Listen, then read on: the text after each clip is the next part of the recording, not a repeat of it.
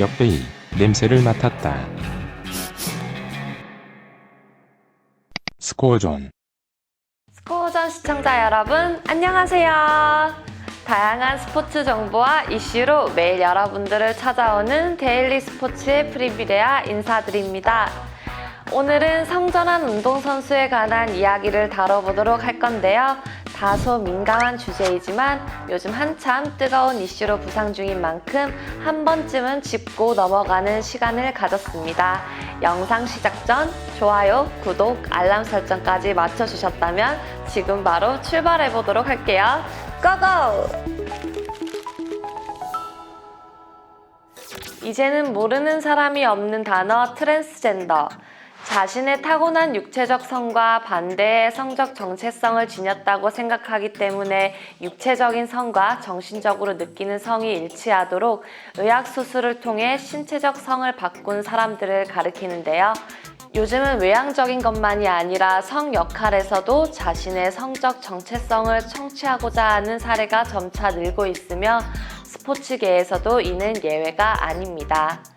여성에서 남성으로 전환한 선수는 별다른 제한 없이 남자 경기에 나설 수 있지만 남성에서 여성으로 전환한 선수는 많은 논란의 중심이 되고 있는데요.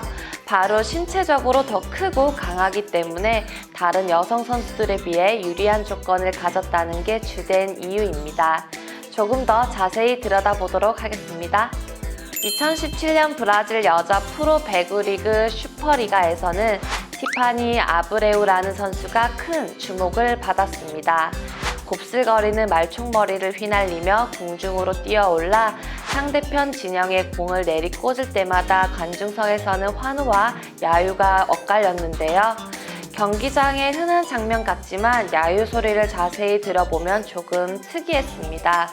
바로 관중들은 남자라고 그를 야유했는데요. 사실 그는 몇 년 전까지 호드리고 아브레우라는 남자 선수였기 때문입니다. 2012년 성전환 수술을 받고 여성으로 처음 참가한 이탈리아 2부 리그팀에서는 그를 부정적으로 대하는 동료가 있었지만 2017년 브라질 팀에서는 온전히 그를 받아들였다고 하네요. 하지만 2019년 1월 그가 한 경기 최고 득점 기록을 경신하자 이전 기록 보유자인 유명 공격수 탄다라 카이세타는 아브레우와 그의 이야기를 존중해요. 하지만 여자 슈퍼리가에 참가하는 것에는 동의하지 않아요. 매우 민감한 주제이지만 동성애 혐오는 아니에요. 인체 생리에 관한 것이에요. 라고 말하며 불편한 속내를 드러내기도 했습니다. 2004년 5월 IOC가 스톡홀름 합의를 천명합니다. 비록 성전환 수술 시행, 바뀐 성별의 법적인 인정, 최소 2년의 호르몬 치료와 같은 까다로운 조건이 붙었지만 성전환 후에 선수 생활이 가능해진 것입니다. 그 뒤 2015년 IOC는 성전환 선수의 운동 경기 참가에 관한 규칙을 개정하기로 결정했습니다. 남성에서 여성으로 전환한 선수는 최소 1년 전부터 테스토스테론 수치가 10나노몰 이하임을 보여주면 출전이 가능해졌습니다. 반대로 여성에서 남성으로 전환한 선수는 별다른 제한 없이 남자 경기에 나설 수 있게 됐죠. 아울러 성전환 수술의 시행 조건은 삭제됐습니다. 바뀐 규정으로 티파니 아브레우는 올림픽 출전에 희망을 얻습니다.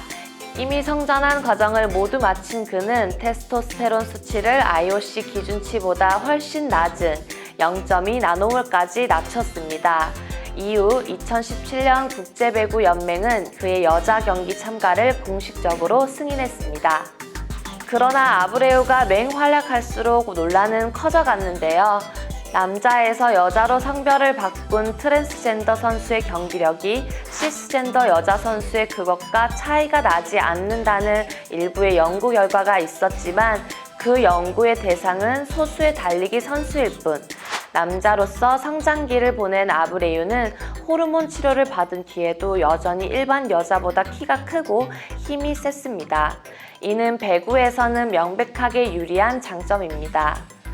2004년 사이클 선수 크리스틴 월리는 성전환 선수의 올림픽 참가를 허용한 IOC의 스톡홀름 합의 내용이 적용된 첫 선수입니다. 규정대로 수술과 호르몬 치료를 받았으며 공식적으로 여성으로 인정을 받았기 때문입니다. 하지만 그해 아테네에 열린 올림픽에 참가하기에는 늦은 시점이었기에 그는 2008년 베이징 올림픽을 목표로 삼았습니다. 하지만 갖은 노력에도 기량은 크게 오르지 못했습니다. 테스토스테론은 운동 중이나 끝난 뒤 근육의 생성을 담당하고 심폐기능의 발달과 회복을 돕고 체내 지방과 체중을 조절하며 온도와 체내의 대사에 관여하는데요. 원리는 성전환 수술을 받으면서 테스토스테론을 생성하는 고환을 제거했기에 체내에 테스토스테론이 없는 상태였다고 합니다.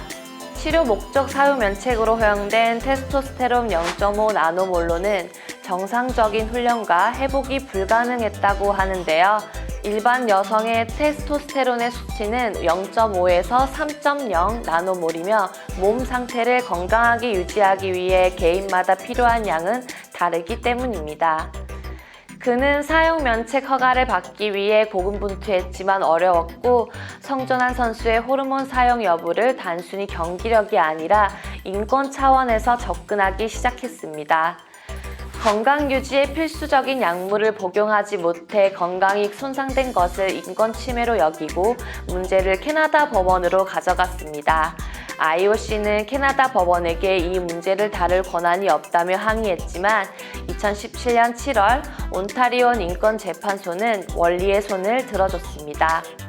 그가 제공한 자료가 명확하고 강력했기에 가능한 승리였고 근거가 부족한 성별 및 호르몬 규정을 시행한 IOC의 패배였습니다. 하지만 논란은 사라지지 않았습니다. 비록 원리가 승소했지만 그가 주장한 자신이 필요한 테스토스테론의 최소 기준이 일반 여성의 3배에 해당하는 수치였기 때문입니다. 오히려 비성전환자 선수가 역차별을 받게 된다는 주장이 생길 수밖에 없었죠. 한때 남자였던 선수들이 남성 호르몬을 낮추고 성전환 수술을 받았다고 여자 경기에 아무런 제약 없이 참가해도 되는 것일까요?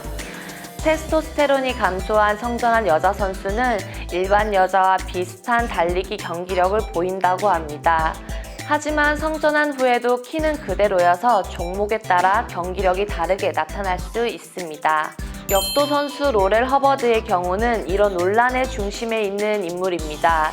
그는 과거 가빈 허버드라는 이름으로 뉴질랜드 역도 신기록을 세운 남성 역도 선수였기 때문인데요.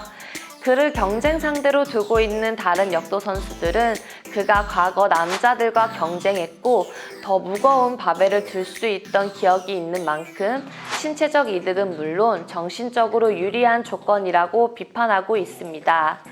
향후 국제운동기구에서는 단순히 호르몬 수치 하나만은 볼 것이 아니라 다양한 사례를 분석해 보다 자세하고 정교한 기준을 마련해야 할 것입니다. 현재 우리 사회에서 성전환자는 소수이며 그중에 운동선수는 극소수인데요. 하지만 이들의 경기 참가 권리와 공정한 경쟁이란 운동경기 정신이 양립할 수 있는 지점에 대한 논의는 사회적으로 반드시 필요하겠습니다. 오늘의 데일리 스포츠는 이쯤에서 마무리하겠습니다. 저희 스코어전은 공정하고 공평한 반칙 없는 스포츠 문화를 지향합니다. 레아는 내일 다시 돌아올게요. 오늘도 시청해주셔서 감사합니다. 스코어전의 스페셜 매치 이벤트가 생겼습니다. 매주 선정되는 스페셜 매치 경기의 문제를 풀고 정답을 모두 맞추면 정답자 전원에게 에어팟 프로를 쏩니다. 정말 전원 다 주는 거 맞죠? 그럼 참여하지 않으면 저만 손해네요. 나도 매주 이거 해야겠다.